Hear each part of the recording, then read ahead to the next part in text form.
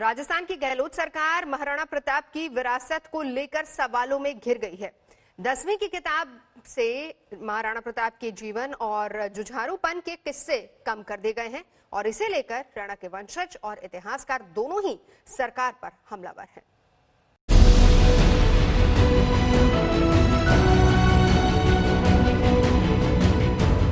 घास की रोटी और चेतक की छलांग, मेवाड़ के महाराणा के जुझारू व्यक्तित्व को इसी अंदाज में पहचान कर देश की कई पीढ़ियां बड़ी हुई।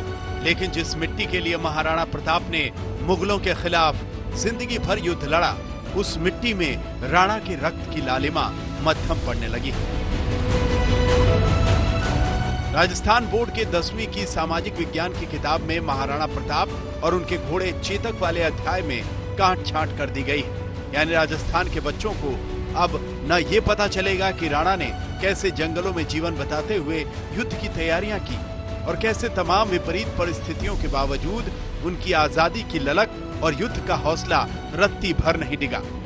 मैं सरकार से यही गुजारिश करना चाहूंगा कि अगर किसी प्रकार से अगर इन बातों के अंदर कोई तथ्य है कि अगर इतिहास को लेकर कोई खिलवाड़ हुआ है या कोई छेड़खानी हुई है, तो सरकार से मैं यही निवेदन करूंगा कि वो उसके जल्द से जल्द दुरुस्त करे, जिसके पहले कि वो हमारी भावी पीढ़ी तक ये जानकारी पहुंचे और उनको ये चीज़ पढ़ाना शुरू हो। उसके पहले अगर इसके अंदर कोई अगर चीज़ें सही नहीं है, दुरुस्त नहीं है, तो उसको सही जानकारों से दिखाकर और उसे दुरुस्त कीजिए। 2017 में 10वीं के पाठ्यक्रम में बदलाव हुआ था। सामाजिक विज्ञान की किताब में महाराणा प्रताप पर विस्तार से जानकारी दी गई थी। 2020 की किताब में पाठ्यक्रम में फिर से बदलाव किया गया। महाराणा प्रताप वाले अध्याय में काट छाट कर दी गई। राणा और चेतक से जुड़ी कई बातें किताब से हटा दी गईं। बदलाव से पहले लेखक की राय भी नहीं ली गई।